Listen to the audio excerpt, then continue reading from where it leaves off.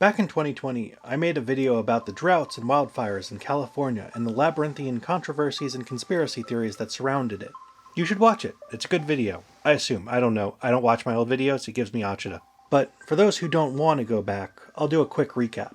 In California, water rights are tiered. Certain users get first priority, and then certain users get second priority, and so on and so on. And at the bottom of that list is a subset of almond farmers and cattle ranches that farm the southwest corner of the San Joaquin Valley. Because they have the most to lose when there's a drought, they embarked on a harebrained scheme to turn their desire for bigger government subsidies into a national culture war issue by working with Sean Hannity to create a fictional story about working-class farmers being driven out of business by federal environmental regulations, centering on a small, inconsequential fish. I can't believe this. Because of this little fish, as many as 80,000 people are going to lose jobs. They're shutting off water for farms that have been there for, what, generations? When in reality, the main reason California sends river water out to sea is that without the pressure from the Sacramento River, salt water from San Francisco Bay would flood into the valley. Donald Trump, because his brain is pickled in primetime Fox News, now refers back to this fish every time there is a natural disaster in California. And you know what they do with the water? They send it out into the Pacific Ocean. They have this massive valve up north, and as the water comes pouring down from the snow and all beautiful, nice, clean water, they send it out because there's a tiny little fish that they're trying to save. No matter how tenuously relevant. My video ended with a prediction that since the Delta smelt was dead and Gavin Newsom had no interest in protecting the Delta, the conservative movement would have to shift from blaming the fish to blaming, well, wokeness. And that seemed to be where things were going at first, with Fox News laying the blame on the Los Angeles fire chief for being a lesbian. If you get trapped in a fire, don't count on this DEI hire. Our video of the day comes to us from LA Fire Department Deputy Chief Christine Larson, who has her Equity and Human Resources Bureau. Holy. But then the president brought the discussion back to home plate. Trump says protections for a NorCal fish species called the Delta smelt is limiting water resources to fight fires in SoCal. Los Angeles has massive amounts of water available to it. All they have to do is turn the valve, and that's the valve coming back from and down from the Pacific Northwest. And now I have equal numbers of comments on my video either congratulating me on my video aging well, or telling me that my video aged like milk and I have been owned by facts and logic. I just want to thank you for your focus on bringing sanity to California, water and fire policy. There's no place that needs a revolution in common sense quite like California. You have so much water. Use it and be happy about it. So, is there a giant faucet that would allow Canada's precious mountain water to flow to California? And did Gavin Newsom cause the fire by shutting it off? Well, let's look at what caused the fire. Not long after Trump left office, it started raining again in California. It rained a lot, actually. Flood emergency on the West Coast. More than a dozen locations on major rivers are overflowing in California. But California Governor Gavin Newsom, paranoid about being labeled an environmentalist freak as he lied in wait for a presidential run, decided to keep water deliveries down, hoarding as much water in the reservoirs as he could. The environmentalists hate this and see it as basically an illegal workaround to nullify the Endangered Species Act. To that end, Biden and Newsom negotiated a deal that would give EPA approval to a plan to use even less water protecting the fish by prioritizing conservation during wet years in the hope that a focus on year-by-year stability would save more fish than better flows during the wet years. The thing about the stability focus, though, is that it completely shafts the latecomer water districts, like Westlands. So while the problem had been solved for most people, it wasn't solved for the one special interest that had the ear of conservative media and the campaign coffers of Donald Trump. So it was only a matter of time before the issue would crop back up. We have millions of gallons of water pouring down from the north with the snow caps in Canada and all pouring down. And they have essentially a very large faucet.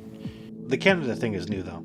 In 2024, after a very rainy 2 years, Southern California was hit by another drought. This dried out all the new growth just in time for something called the Santa Ana wind events, a blast of dry air that blows in from the east. With the forest dry and wind speed at 100 miles per hour, all it was going to take was one little spark. Breaking news out of Southern California, where dangerous and fast-moving wildfires are currently raging in Los Angeles. They are threatening thousands of homes and lives.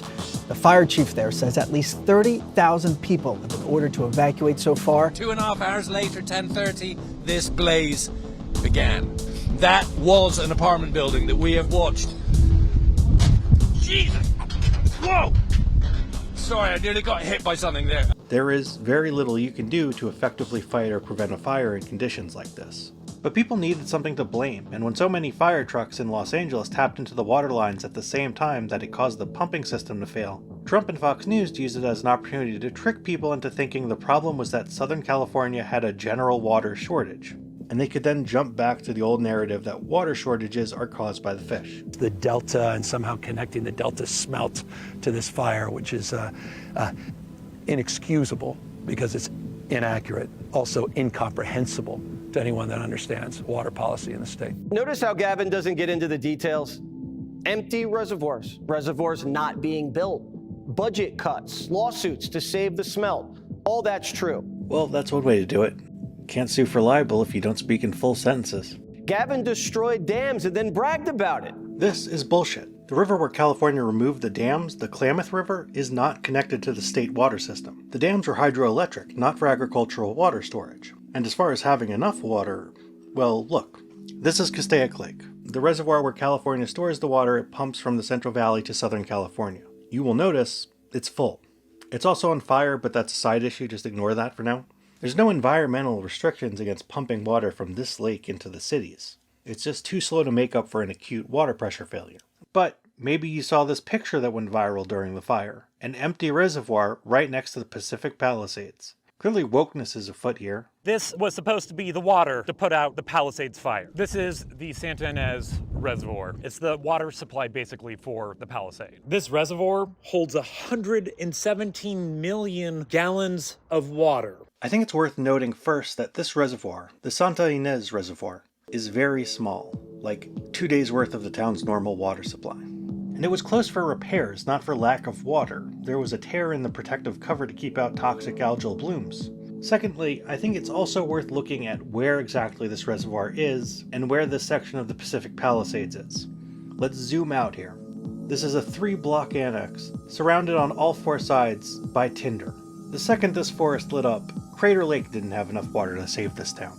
And it seems to me like a notable escalation of the conservative press's ability to fabricate misinformation and get it spread around. We've gone from blaming a fish for a water shortage caused by a drought to blaming a fish for a water shortage that just doesn't exist at all. An imaginary water shortage caused by an imaginary policy that half the country currently believes and probably always will believe is real. I just want to thank you for your focus on bringing sanity to California.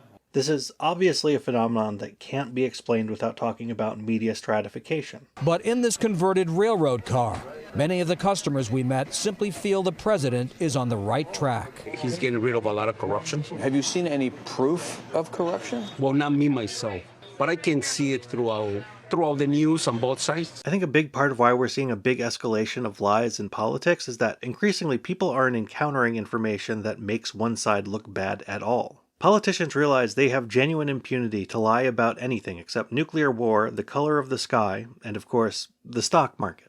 But I do have one thing I think could help.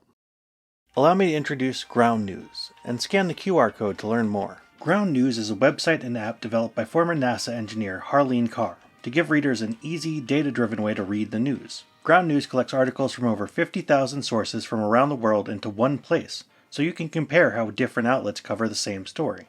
Each story comes with a clear visual breakdown of the bias, factuality, ownership, and headlines of the source's reporting, all backed by ratings from 3 independent news monitoring organizations.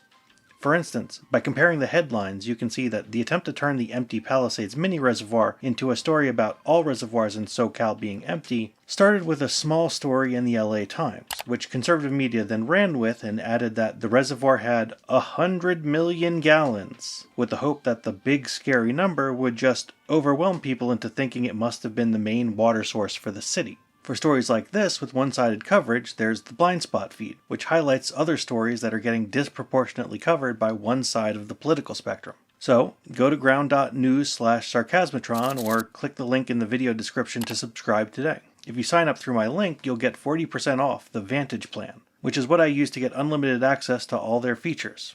I think Ground News is doing great work, and by supporting them, you're supporting me. So, thank you again, Ground News.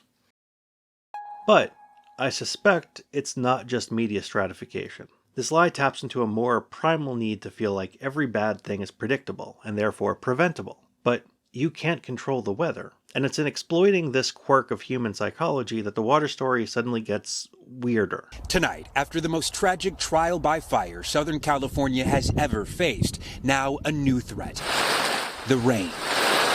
A major rainstorm, expected to sit on top of the region until Monday, will all but extinguish what remains of any flames. Part of the reason the city wasn't prepared for the fire is that fire season is usually in the summer. Winters tend to be rainy, and in our case, the rain only came 2 weeks too late. And they say the rain helped a lot with the firefighters as they continue to try to contain the border fire. And that's exactly what we were hoping for. And with the fire extinguished, apparently the president felt he hadn't gotten his chance to squeeze a PR victory out of it. So he tweeted this: "The United States military just entered the great state of California and under emergency powers turned on the water, flowing abundantly from the Pacific Northwest and beyond. The days of putting fake environmental argument over the people are over. Enjoy the water, California." This tweet is when I decided to make this video. How to interpret this? My assumption was that this was his attempt to take credit for the rain. Not literally, but in the sense that by claiming he released the water just as the rain came in, his announcement would coincide with the end of the fire and people who live far away would actually give him credit. Having created a fictional water crisis to give people a comforting lie that something horrible can be easily avoided, he could now finish the story by giving it a happy ending in which a brave hero shows up on a white horse and saves the day by overpowering the Dark Lord of Sacramento. But then the California Department of Water Resources announced that Trump was lying, and that actually Trump was trying to take credit for a pumping station increasing its output after being temporarily turned off for routine maintenance. So Trump upped the ante again, and it got even weirder. President Trump has released water from 2 dams in the Central Valley, just as promised. The president says over the first 3 days, 5 billion gallons of water will be released. John Ramos spoke with an expert who says the move actually doesn't help anyone. So Trump upped the ante by ordering the Army Corps of Engineers to move water somewhere, anywhere, just do something so that the White House could say they did something and you get a win. And so they ended up just dumping 2 billion gallons into a dried lake bed, unconnected to the rest of the California water system. They just dumped it into a hole in the ground. Recall, the point of the dams is to reserve as much water as possible during the winter so you can meet it out during the summer. If you dump it now, no one can use it. Going back to ground news, you can see none of his media supporters wanted to touch this. It was too embarrassing to spin. But he doesn't seem to have been hurt by it either. When Politico went to the farmers who had lost water, none of them could defend it on the merits, but, and I quote, "I'm a farmer. I have a conservative mindset. I encourage the trigger-pulling attitude like, hey, let's just get stuff done."